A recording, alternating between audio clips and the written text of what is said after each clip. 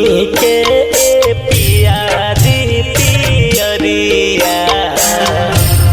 दौरा लेके चली घाट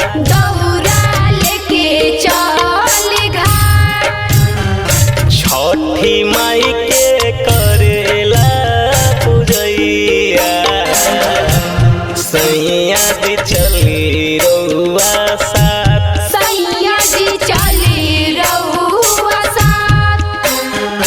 पिन्ही के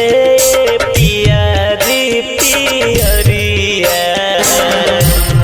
दौरा लेके चली घाट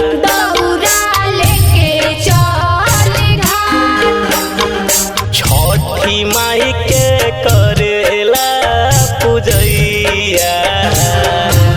सैया जी चली रउआ साथ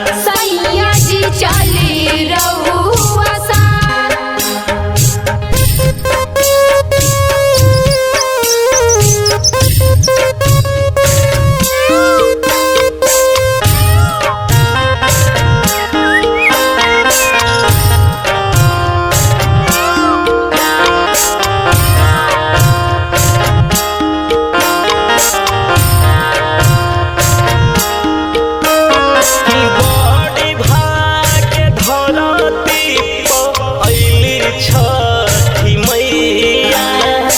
जिंदगी सफल हुई है जे सहैया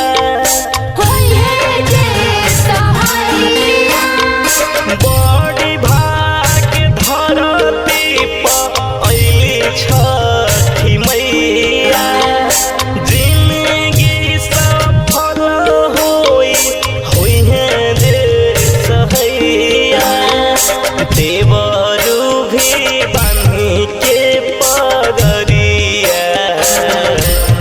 उखिया लेके जाल हाथ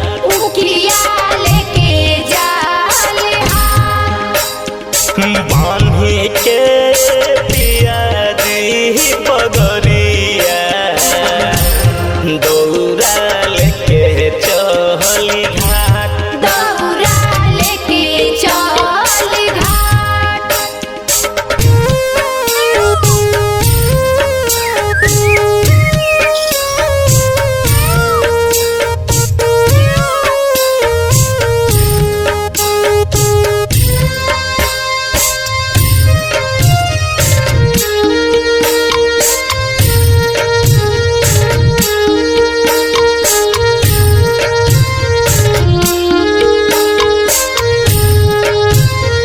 लाल बाबू सिंटू के भागे जाग जाई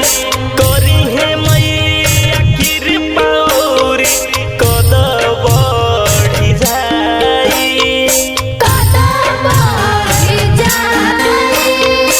लाल बाबू बिपिन के भागे जाग जाई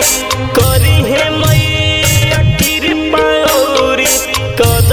बढ़ी जाई निखिल से